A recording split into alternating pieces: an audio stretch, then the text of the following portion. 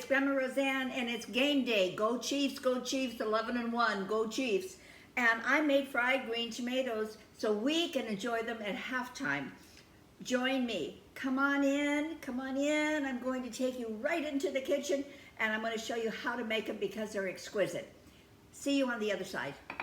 Hi, it's Grandma Roseanne and we're going to make fried green tomatoes. And I can't tell you how painful it was for me to pick them off the vine when they were green. Oh, these are heirloom tomatoes, and this tomato is probably about 8 ounces right now, but I know it's going to get to be almost a pound. And for me to cut it today was painful, but I really wanted to make the fried green tomatoes, so I had no options.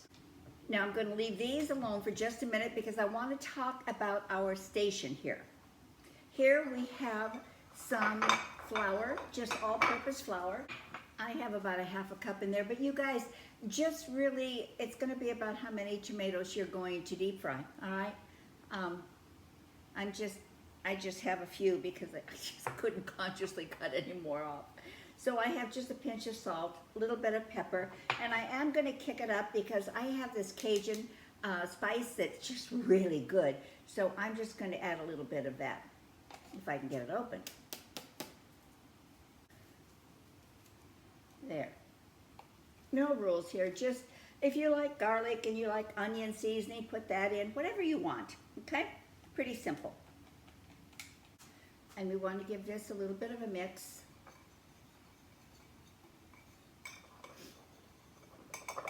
Here I have 1 egg, and I'm going to put in just a little bit of milk, not too much.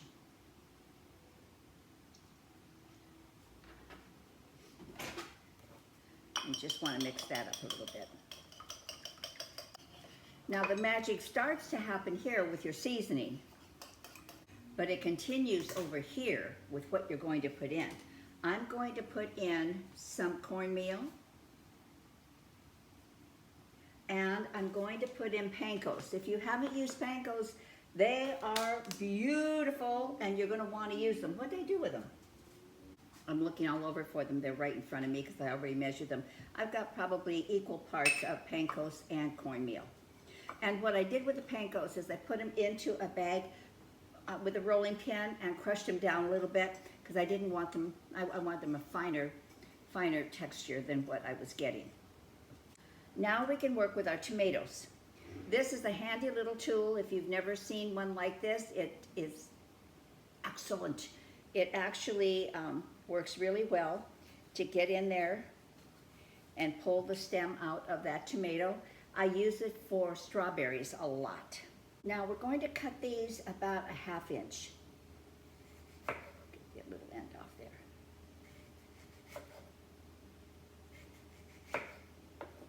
Cut this little part off.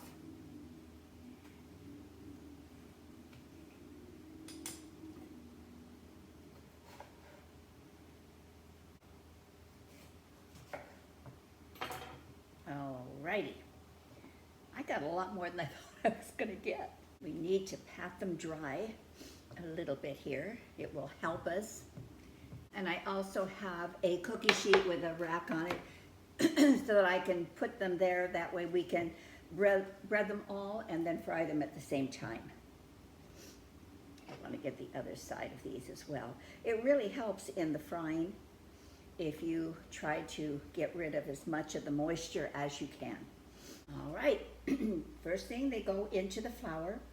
You want them well coated, but then you want to shake off excess.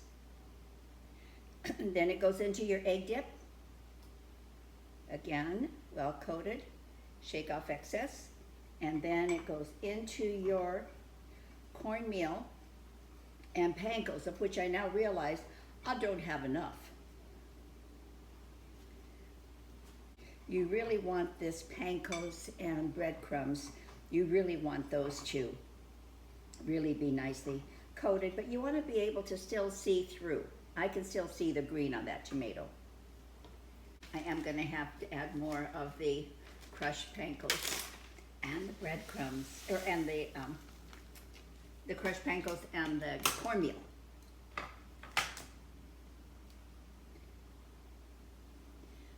precise, you guys, just close enough.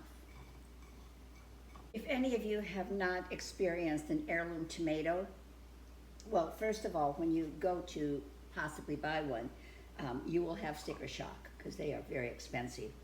But oh my goodness, they are so incredibly delicious. And if you can grow them, so much the better. And I will share with you, it doesn't matter if you buy them at the grocery store or if you grow them, they're not pretty. They're not going to win the beauty contest for a tomato. They're just not an attractive tomato at all, but oh my goodness, they are delicious. So I would recommend someday, even if your budget only allows one tomato, try one. I think you'll like it. We got quite a few out of those. I'm very surprised. While our oil is getting up to temperature, I'm going to put these in the refrigerator because I think they fry so much better when they have been able to refrigerate and that breading is really adhered to that tomato. Be right back. Now I'm using a deep fryer because I like the way the heat is controlled. We need it at 350.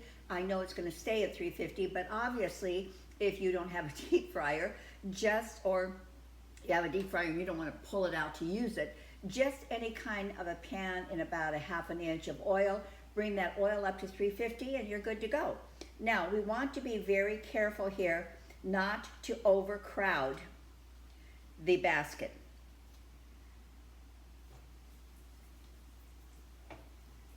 You want to give them enough room that they are going to fry nicely on their own.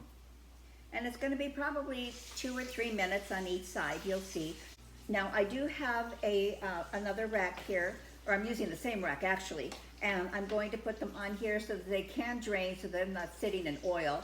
And then obviously after you fry anything, you want to give it a really good little whisk of salt. So we'll have that ready. You just want to watch them until they're kind of golden, and then we'll flip them another minute or 2 on the other side. Okay, we are golden and looking beautiful.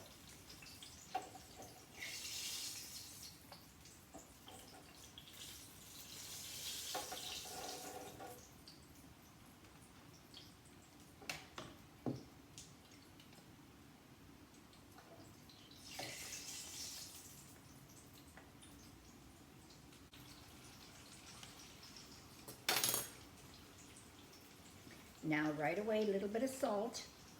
I'm going to flip them so we get salt on both sides of them. Yeah. Okay, next batch is in. We're just waiting now.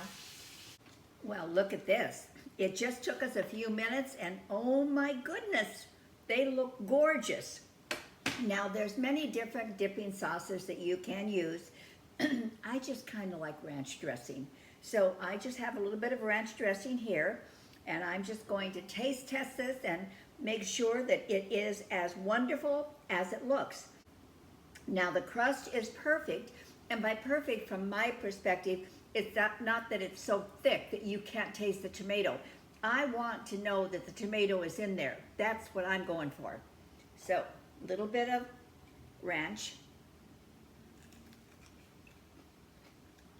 Everything I said about picking that heirloom tomato early, forget it, because I would do this again and again and again. Oh my goodness, the crust on here is light enough that you get the crunch and you get the texture, but you don't lose the tomato, which is the essence of this. So I think it's a keeper. I hope you will make it. All right, ingredients below. Hit the subscribe. Hit the thumbs up button, hit the bell, and I will be doing a video every Saturday. So log on so you can see what we're cooking on Saturday. There might be special videos throughout the week, but for sure on Saturday. Thank you. Have fun and go Chiefs.